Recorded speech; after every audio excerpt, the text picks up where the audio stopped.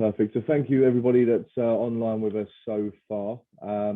Tonight we've got Dmitrii and Viktar with us. They're going to talk us through mobile test automation practices and how they've implemented them at Bumble. Obviously, I think most people know who Bumble are, being one of the world's largest or widely used applications. We've got a couple of questions and polls running throughout, so obviously feel free to join in with those. Any questions at all about any topics or any conversation here, just drop it in the chat function and we can come to that at the end as well. But yeah, over to you, Dmitrii. Thank you, Ashley, for introduction. Hello, everyone. Thank you for joining our talk. We will start from introducing everyone who prepared this talk to you. And and we will start from our slides expert. His name is Arti, and he helped us a lot during preparation of the presentation. And you will see him throughout our talk. Next one is me. I am mobile QA engineer at Bumble. I have more than 6 years experience in testing. And probably one of the most interesting facts about me is that 3.5 years ago, I moved from St. Petersburg, Russia to London by car with my dog. And here I test Badoo and Bumble applications, both manually and develop automation for them. And now it's time to meet Viktar. Hello, everybody. My name is Viktar. I'm senior automation QA. I remember times of automation 10 years ago and have like a huge experience in automation. Usually I'm more about framework development. I'm doing also code reviews. Also, I like to travel. And we have the first question to you. So could you please write to the chat who is the person on the picture with me? So I was traveling to Japan, just give you a couple of hints, to Ruby Kaiji conference a couple of years ago. Cool. We will come back to check the answers a bit later, and for now we will proceed. As we have already said, we both work at Bumble, and our company develops 2 dating and connections applications, Bumble and Badoo.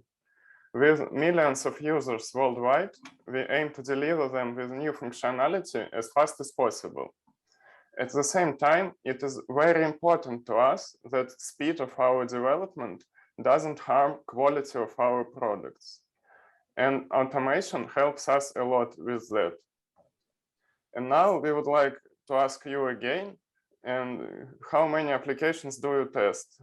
And Ashley will pull up a poll, please vote, and we also will come back to the answers a bit later. And for now, what will be our talk about? Firstly, we will introduce our process a bit and a framework. After that, we will go through several practical examples which we use in our automation. And in the end, we will summarize all the takeaways from all the examples. Our talk should be, starting from the processes. The most important thing you need to know about our processes is that we must have all automation ready before each feature is merged to master and released to users. So you can watch a talk about how we got here to this process. And the most important thing regarding automation here is that we have quite strict requirements to our framework. It is very important for us to have an opportunity to develop tests fast, because we don't want to delay any feature releases. Also, it is very important to have tests stable, because we don't want to spend time on dealing with flaky tests instead of developing new ones or improving our frameworks. This talk will be useful to you if you only plan to start doing automation, you already have just started doing it, or you have been doing it for quite some time. Before we proceed to practical examples, let me say a couple of words about our framework, so the context of the examples will be clear to everyone.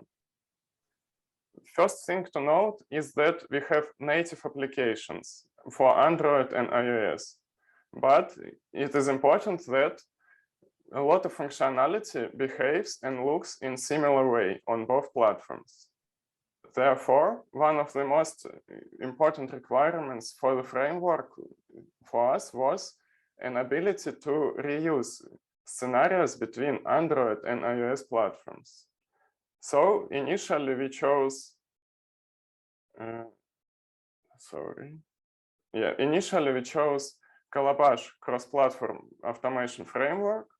We write tests in Ruby and use QaCumber framework for scenarios definitions. Later, we also added Appium cross-platform framework, but it shouldn't be important which framework you use in your day-to-day life, because for each practical example, we generalized our recommendation in a way that they should be applicable no matter which framework you use at work. With that, let's proceed to the first practical example, where we will discuss where and how to write verifications. We started this example from a question to our slides expert, where and how he would write verifications. And he proposed us two answers.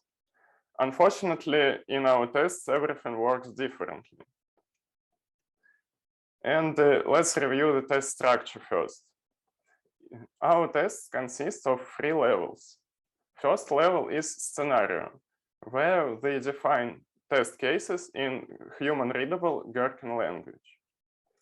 The second level is step definition, where we write Ruby code for each of the steps from the previous level. And the third level is pages, where we describe application screens and interactions with them. The task, which we will review in this practical example, is about implementing some elements verification. And we chose a specific element to show you. This will be a message about missed video call. You can see it highlighted on the slide. Before I show the scenario itself, it's important to note one more important abbreviation. It is QaApi, which you will see in the next slide and in some following slides. This is an API for changing system state during testing, and it allows us to send a message to a test user, upload a profile photo, and do a lot of other stuff which is helpful in testing. If you would like to know more about this API, you can read an article on Medium, and don't worry, all the links will be shared in a single list in the end of our talk. So let's move on to the scenario. This is a scenario where we verify a message about missed video call, and we will focus on the last step of this scenario, which performs the verification itself. And Viktor will go through the implementation. Thank you, Dima. So first of all, let's focus our attention on what we want to check. This is a description we missed a call from Lera and the button callback.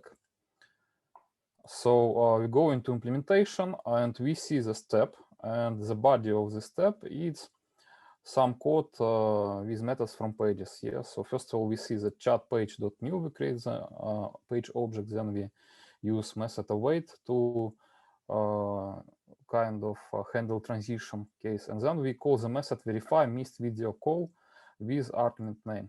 So in this implementation, we can see that, okay, first of all, we need to have expected lexem, so we get it from our prepared module. Then we need to fetch expected lexem using method element text, and then we just compare to text using assert equal. So we saw kind of the case for one QA who kind of developed this test on one platform, but another QA on another platform implemented it and added the verification for button. So here we can see the same thing. So for button, we kind of have the expected lexem, then we fetch actual and use the same assert equal. So what issues we can see here? So first of all, we see some mistake, especially, for example, if you have more than 2 verifications, you can easily miss the case for one of them. And another thing that we can see duplicated code.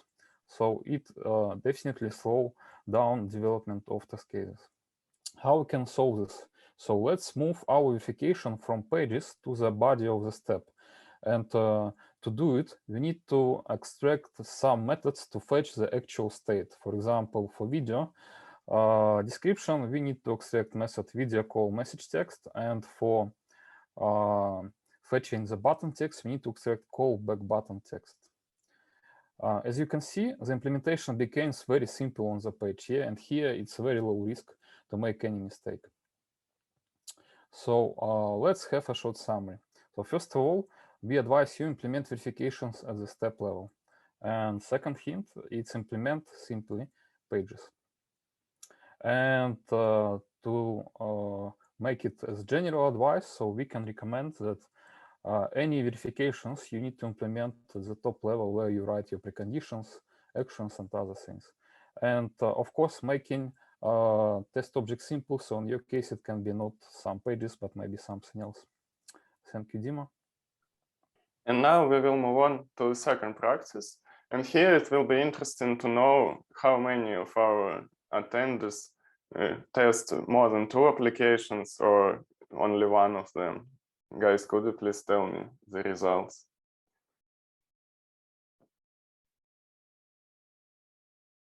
Viktar? Can you see the results there? Yeah, so some people use 2 or more applications. Nice. Okay, but I assume a lot of people use less than 2 applications. And I will ask you not to disconnect on this practice, because although it has most benefits for multiple applications, we use it for single applications too. And it is also helpful there. In the end, we will review the case for a single application too. But the task which we will solve here is automating multiple applications, which by the impression of this slide might be easy, but it wasn't so easy in real life. We will review a case about reusing a chat page between 2 applications, Badoo and Bumble. This task appeared when our developers reused chat component in applications, and we had to repeat it in our tests. We started from separating chat page into several models. For example, toolbar, conversation area, which we split into smaller models for message type text message, audio message, GIF, photo. And the next area is input source, where we split it into smaller blocks too, for photo input source, text, GIF, and audio. After that, we created a model structure similar to the one you see on this slide for Android and iOS. This represents a shared component to us. And after that, creation of chat pages in both applications is very easy. The main difference is in a base page we use to inherit chat page from in Bumble and Badoo, because we have slight differences in different applications. Regarding the page content itself, it requires only including relevant models for the application. For example, different message types. It's important to note that shared component allows us not to expose not relevant properties and methods to each application. For example, message type gift is applicable to Badoo only and included into Badoo chat page only. Same thing happens with reactions message, which is applicable only to Bumble. At the same time, if any of these messages becomes applicable to another brand, it is easy for us to include the model and everything will work out of the box. If we come back to the first practice and the methods Viktar showed to you, we will see that methods for fetching text for video call message and button are located inside the video call message text model, which is written once and reused in Badoo and Bumble applications for Android and iOS. If we go to the step for verification of this message, it is written only once and used in 4 applications, Badoo and Bumble Android and Badoo and Bumble iOS. So it allows us to easily create chat tests for both applications on both platforms. And with that, we come to a summary of this practice, where we note the benefit of shared component, which allows us to create new tests for different products, combining previously existing steps. And also it allows to add tests for any new application which might appear in company easily just by reusing the same steps. Sure, this approach is most beneficial when you have some shared code between applications on the client side, and you can do it in tests too. But as I said, we use components even if some pages are applicable only to one application. We use it when such pages have a rich UI, meaning a lot of different UI elements. We create similar logical model structure, which allows us to extend and maintain such pages a lot easier comparing to having all these methods and properties into one class. As a generic advice, here we recommend to implement components for objects with many properties and methods. And as you can see, Drake approves such approach too. Let's turn to the next practice. And here we will speak about steps for basic actions. We asked Artie about what are the basic actions for him. And he said that he can sit, lie, and do some tricks. Unfortunately, our tests can't do any tricks. So let's see what are the basic actions in tests. This will be awaiting some page to load, verification of some page, closing of some page, and going back from some page. In this example, we will review the implementation of different basic actions for different pages. And again, Viktor will go through the implementation in details. Thank you, Dima. So let's start from simple one. It's await for processing transition. So on the screen, we can see like two steps, and the difference is very minor. So first of all, we can see that, okay, in one step, it's use the keyword waits, in another one is on. And in sense of implementation, we can see that, okay, we use some page, then create the object using .new method, then just call .await, yeah? So it's two minor difference. And if we proceed with actions, so we can see the same situation. Now we can see that, okay, and we keep in mind that different QAs wrote the steps, so it's not one person. So it can be the case when, for example, you have more than 20, 30 persons, so they create the steps massively, not only just 3, but maybe more. So the same difference, so we can see the different keywords like taps back, returns, goes back. And also we can see that method on the page like tap back, go back, press back, actually, where this implementation with methods were the same. So we just duplicated the code, yeah. So again, we can see this issue with duplication. So it's slowed down our development. And in this case, you can see duplication in step definitions, on step definitions layer and on pages layer with methods. How we can solve these issues? So we decided to extract generic method like page object by to create page objects. With this generic approach, we will able kind of construct any page object by the name of the page. And also we extract some generic methods for simple actions like press back or verify default screen. So it allowed us to avoid any duplications.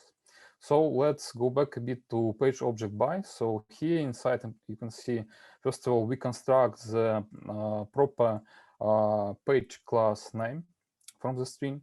Then we try to create the object. And this method just returns this object. And on example, you can see that, okay, for example, for chat, you can just pass the keyword chat, then the magic method page object by will create the object itself, and then you can call from this object any methods like .await, for example. Okay, let's have a short summary. First of all, we advise you implement generic steps for basic actions, and also implement generic methods on the pages. As general advice, we can give you the hint, extract repeatable code into share methods. Viktor, it sounds quite obvious. Yes, Dim, I agreed with you, but we need to remember always, we developed test cases with more than 30 people, engineers, test engineers, and to prevent any duplications to solve such kind of issues, we need to have a convention of the project. And these generic methods make this convention via the code, via the written code. Thank you. And the next practice we will go through might be considered as one of the most important practices in mobile test automation in general. We will speak about dynamic states verification. And our slides expert again showed us his dynamic states, which unfortunately were a bit different from our applications. We consider it as one of the most important practices because it's hard to imagine that in some mobile application, each page, each screen opens immediately after you switch to it without any loading and etc. Often we have times when elements are not shown immediately because we need to receive them from server. For example, as in this video, there was a loading spinner before we saw elements of the screen. If we would check the elements before they are loaded, our tests would fail. And same happens with transitions of element state, not some screen states. Let's see at a cell with chat with one user.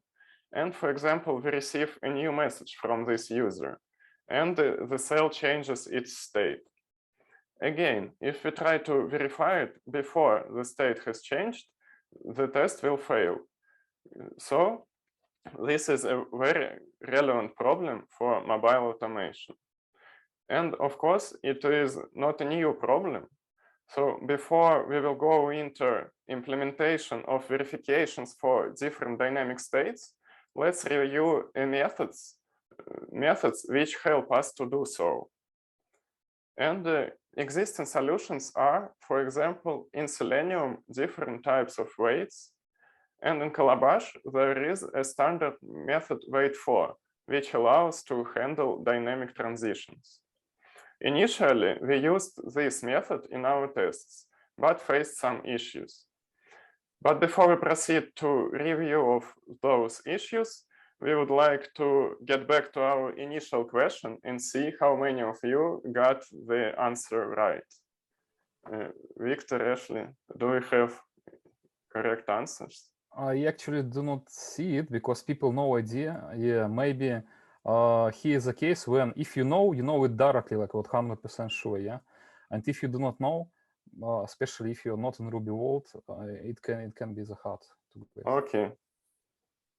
So this is Yukihiro Matsumoto, and as far as I know, he is one of the founders of Ruby. Is that correct, Victor? Yeah, so he is co-founder of Ruby, and he wrote lots of things. And on Ruby Kaiji, it's very famous conference in the world, and this is Japanese one, native one. So you can enjoy it once per year. So I highly advise if you're programming on Ruby, visit that conference or kind of join it online. So they have online formats as well.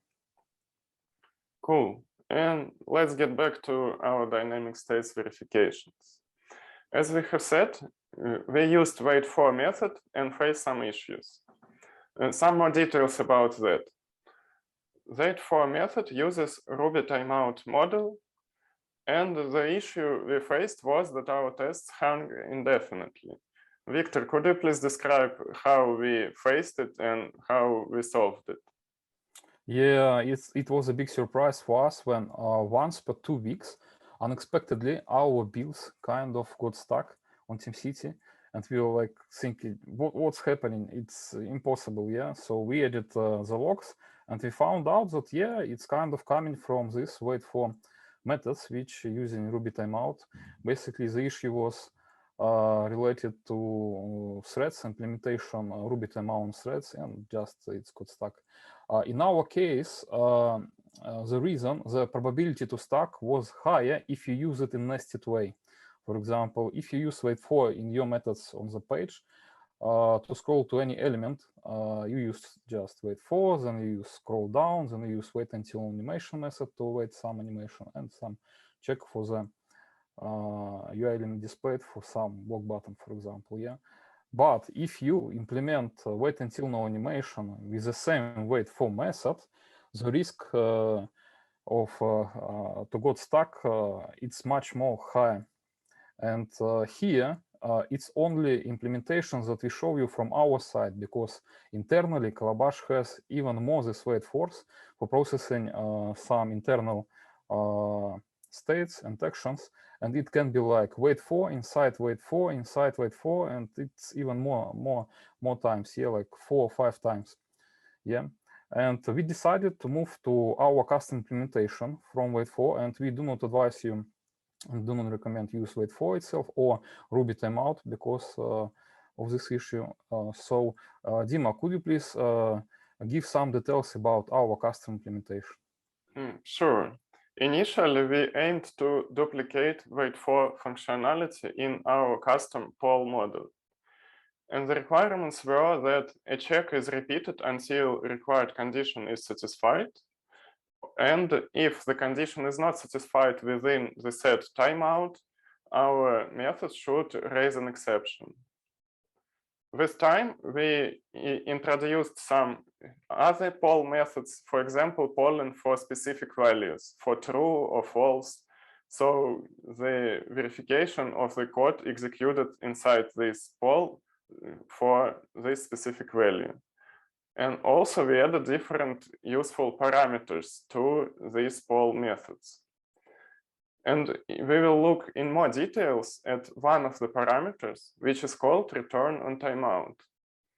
And it works as returns code block result instead of raising a timeout exception if the required condition wasn't met in a set timeout. It might sound very strange and confusing. How does it work and why do we need it? And I will answer both of these questions shortly. We will start from how it works. Let's assume that we would like to wait until 2 becomes greater than 3. And of course, it won't happen in any period of time. And our poll method will raise an exception. But if we pass a return on timeout parameter to our poll method, and we still will wait until 2 becomes greater than 3, when timeout expires, our test won't raise an exception. It will return false as a result of the unexecuted code, and our test will proceed with further steps. Okay, we know how it works, but why do we need it? And the answer is that we use it for dynamic states verifications. And important note about that is that it might hide real failures, because the verification, if it doesn't pass, the test doesn't fail. It continues its execution. And the risky situation when we have tests which are able to find bugs, then we might use return on timeout parameter in some of the verifications and feel like you can see on this slide when our test misses a bug. So this parameter must be used carefully. And finally, it's time to review the dynamic states examples and their verifications. Let me introduce our test object. This will be a black square, and it can do 2 things only. It can appear on the screen and disappear. It cannot do any other actions. And the first dynamic state is called should appear.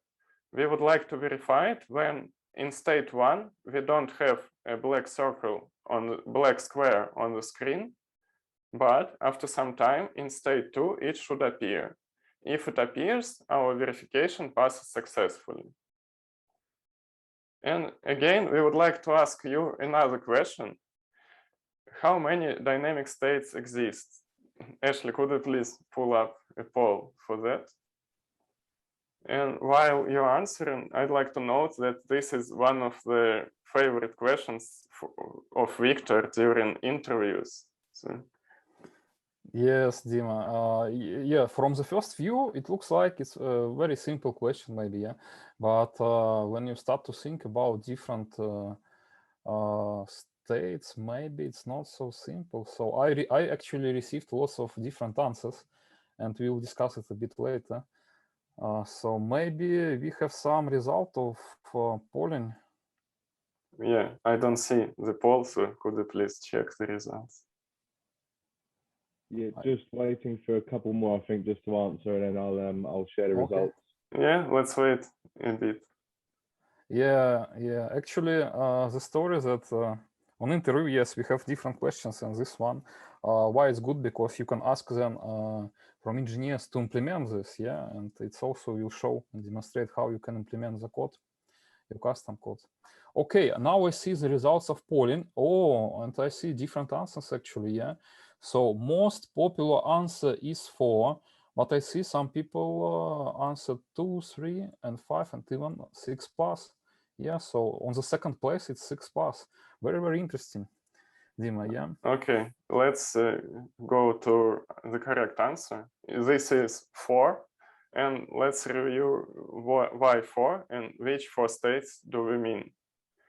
The second state is called should disappear, and we verify it. Then we need to have our test object displayed on the screen in state 1, and we need it to disappear from the screen in state 2. If it disappears, our verification passes successfully. The third state is should not appear. We would like to verify it when in state 1 we don't have our element on the screen, and in state 2 we still don't have it after some time passes. In that case, our verification will pass. As you might guess, the fourth state is should not disappear, where in state 1 we have an element on the screen, and we still should have it after some time passes in state 2. Let's move on to the implementation of verifications for each of those states. First 2 states are quite easy to implement. For example, for should appear, we can just poll for true using a function which returns us a state of element displayed on the screen. When element is displayed, it will return true and our verification passes. Same with should disappear, but we will wait for false in this case. However, with states 3 and 4, everything is not so simple. And now Viktar will go through the implementation for those 2 states. Thank you, Dima. So, okay, let's see. Example should not disappear. So, and implementation, it's actually real code from interview. So some test engineers, they just use sleep. Yes, it's not so bad, but not actually very good. Yeah. So why? The reason that if something is failing, so it have to sleep all the timeout. The timeout can be 30 seconds, 60 seconds, and you just lose the time in your test. And another reason, you can miss the bug. What if, for example, the element appear or disappear in 5 seconds, but you sleep, for example, 10, yeah? And then it appear again on the 9 seconds, yeah? So it's kind of flashing. And in case of payment feature, if the button demonstrates this behavior, so it can be the critical bug. So sleep can hide the checking of actual issues. How we can solve it? First of all, let's fix our attention to the state that, okay, we need to check that in case should not appear, we need to check, first of all, that elements not display on the screen. It's one thing. Then we can fetch the actual state using poll4 with return on timeout true parameter and using elements displayed function. So this function will work until element display return true, or in case of false, it will just running the full timeout. Yeah. So and then we can check the result of poll4 with assert false. In this implementation, if something happened, we immediately will go from poll4 and fail with assertion, and we just economize the time and prevent the issues. So for second case should not disappear, it's almost the same, but within poll4 we use reverse function, not elements displayed, yeah, and use the same technique with assertions. To avoid any code duplications, and we remember that more than 30 test engineers writing the code, so we decided to extract a generic function, verify dynamic state with parameters for state, which represent different states, yeah, and timeout, 10 seconds, send error message. And of course, you can see here that more or less implementation is the same. We just use poll for with return timeout true and then check for assert true or assert false. Maybe you're not familiar with Ruby and you have a question about yield. What is yield? Yield represents here is a code block. Usually it's a function like element displayed or any other to check the actual state of the elements. Okay, let's have a short summary. So first of all, it's important to distinguish the correct number of dynamic states. In our case, it was 4. And another recommendation, so it's just extract generic methods to avoid any duplication. As general advice, we recommend you verify all possible state transition options. Victor, what are the all possible states? Is it quite general and not so clear? Yeah, in our case, we have element displayed, which kind of have two states, like true or false, yeah? And if we start to have these full combinations, we start, for example, should disappear. So it represents the state when we have some element, true, yeah, element displayed true, then it should disappear, it should go to the state with false, yeah? And then we just have any possible combinations like true with false, true with true, false with false, false with true, yeah? And because of only these two values, we have only 4 variants. In your case, if you have the third state, it will be the 8th, yeah? So it's just a full combination and you need to detect your states, yeah? Before implementing verifications for UI elements, it was easy because it's just element displayed or element not displayed. In your case, it can be more complicated, yes, and you need to construct another matrix. Cool. And you will see how we use these poll methods in some next examples too. And now we will talk about guaranteed preconditions setup and tests. As you know already, the first question was to Artie, and he said that for him, guaranteed preconditions are then he can wear a coat before he walk in a park, so he won't have to have a shower afterwards because he doesn't like it. But again, our tests are a bit different. So we will review a setup of preconditions before a test, where Victor will guide you through 2 examples. Victor?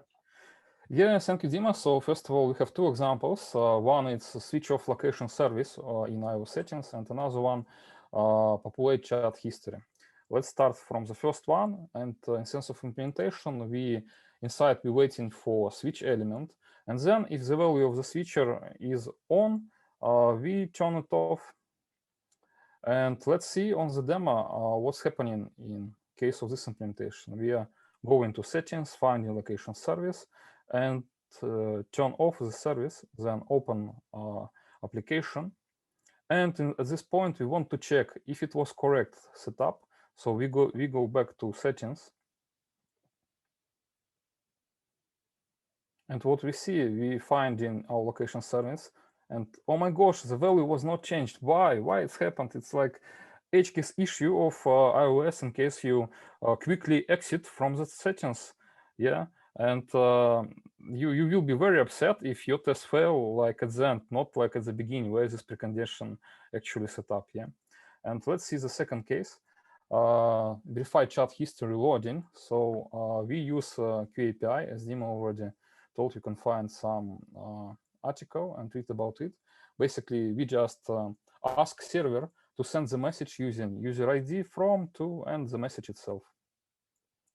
Okay, for example, we need to send like lots of messages. We go to the chat with user and we already send it, but we see that something happening and this message is coming asynchronously. Yeah, so not all messages were delivered like one pack. Yeah, so it's expected because server works like this asynchronously, so it's fine for us, but for tests not. Why? Because it can cause failures, and everybody will be upset when investigate this and see that okay, it was actually incorrect precondition. How to fix this situation? So for the first case, we decided to add guarantee of the action when we verify that the value of the switcher is off. And now we can see the demo, how it was changed. So again, we go to the settings, go to location service, we turn off it and verify that actually it's turned off. Then go to the application, waiting application loading, and going back to the settings. And what we see that yes, the actual value changed to expected. Amazing. So our precondition is safe. For the second case, again, we're using QaApi magic, and we're waiting that server send all the possible messages. And on demo, it will look, so we are finding the person, chat with person particular, and we go inside chat, and we can see that, oh, now all the messages delivered, and we can go with any test actions or verifications. It's nice. Okay, let's have a short summary. So first of all, we recommend you ensure that all required preconditions kind of has the guarantee, yeah, at the end. And another recommendation, so test should fail at precondition setup as fast as possible, and if you do not have this guarantee, you just waste your time. As a general advice, we can give you recommendation, add precondition verifications for any asynchronous actions.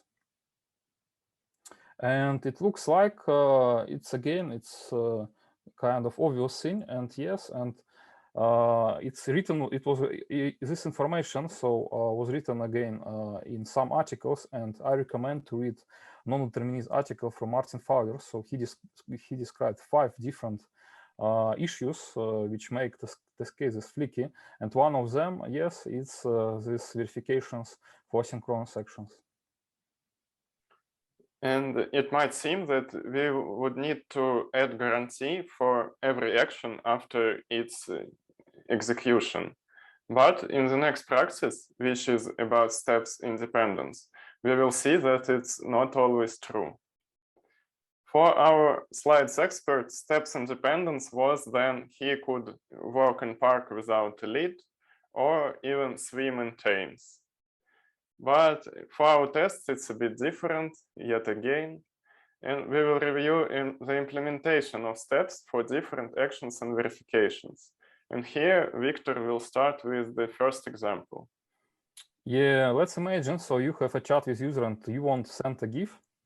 So you need to enter the GIF, find some interesting GIF, for example, some B, and send it to the chat, to the person. So it's okay. Let's maybe see the implementation of the test. Yeah. So first of all, we need to log into the application, open the chat with other user, then switch input source to find some GIFs, then enter the particular GIF like B, for example, then find interesting GIF. In our case, is just 7th position of the GIF, and then verify the actual GIF sent to the chat to another person. Let's see more closely implementation of the step for search. Yeah, so here we can see that, okay, we processing page transition with the wait method on the page. Then we save the actual state of the GIF list to some test data. Then we search for some GIFs using keywords from the step. And then we are waiting that the state of the GIF list is actually changed.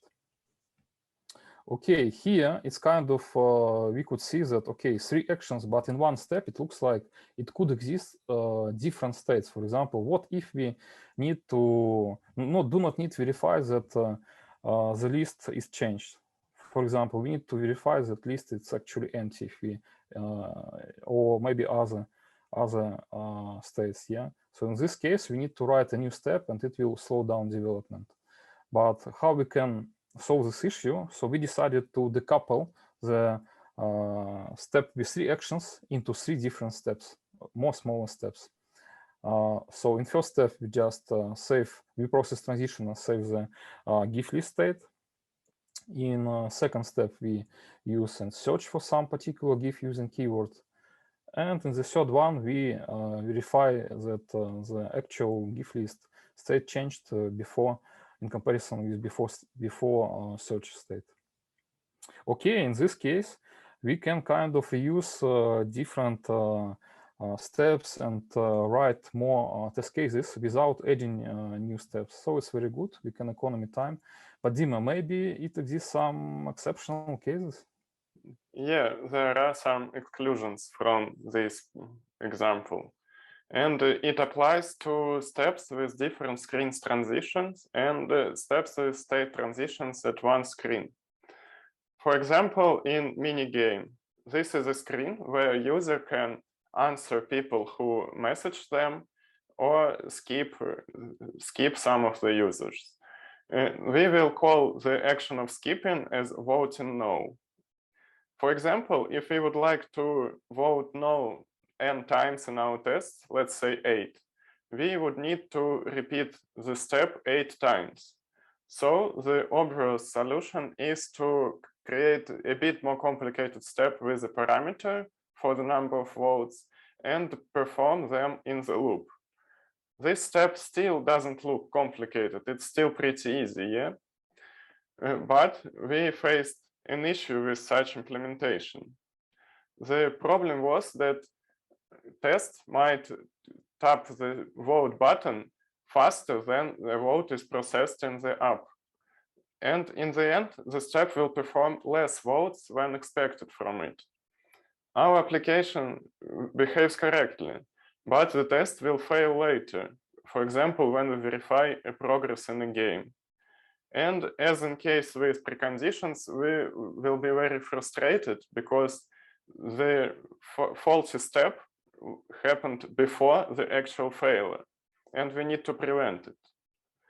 To do so, we add a guarantee of the action to our step from this example. We simply wait for the progress to increase after each vote before placing the next one. That allows us to be sure that this step, which performs transitions inside a screen, will be executed correctly.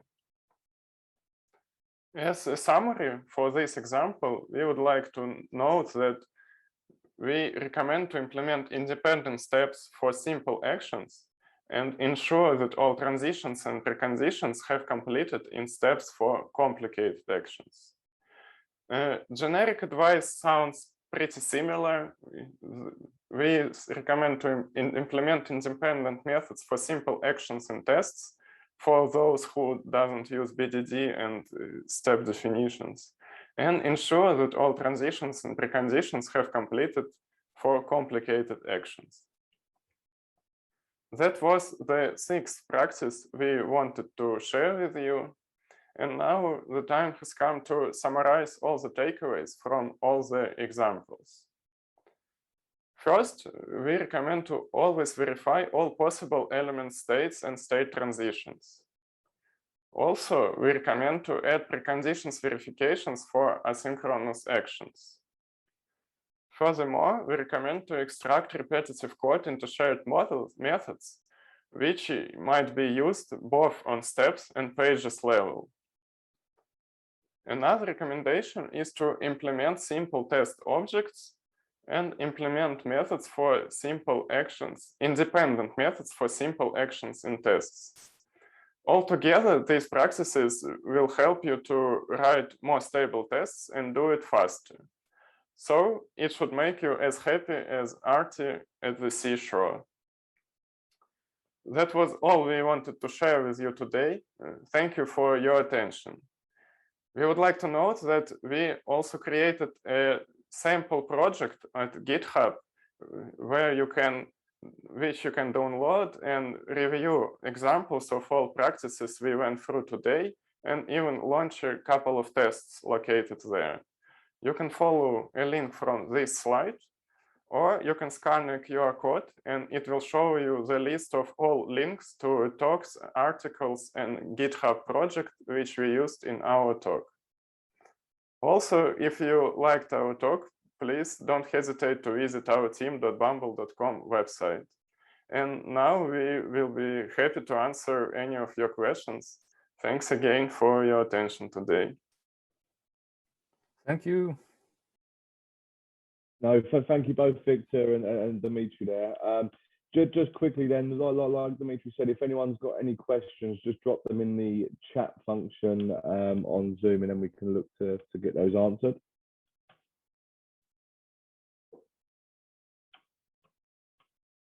I guess just whilst people are putting their question in there as well, I'll share the links here for you both when we send the video out and publish anything on our sort of website and social media pages as well.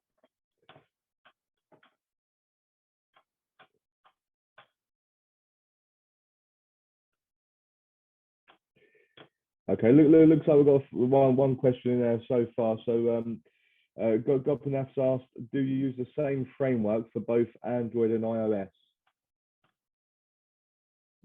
Viktor? Yeah, so we use different frameworks in sense of implementation. For example, we can use Appium, we can use Calabash, but we created our custom wrapper above, and we use the same interface. For example, if inside the test, inside the page object, you want to verify, for example, check element displayed, you just write UI.element displayed ? Yeah, and that's it. And this interface, it's common between iOS and Android.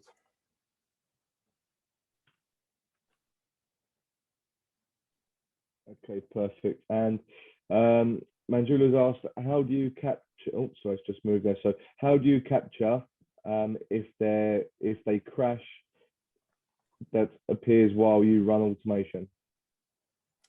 So in Ruby, because we're using Cucumber, we have after hook, and we register the action and we check for the actual crash. Yeah. So if it was generated, we attach it to the artifacts on TeamCity, and you can just see the video, see the screenshot, and see the crash file.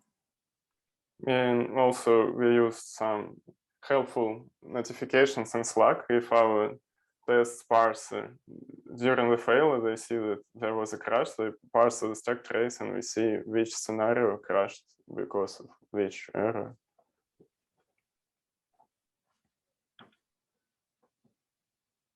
Okay, perfect.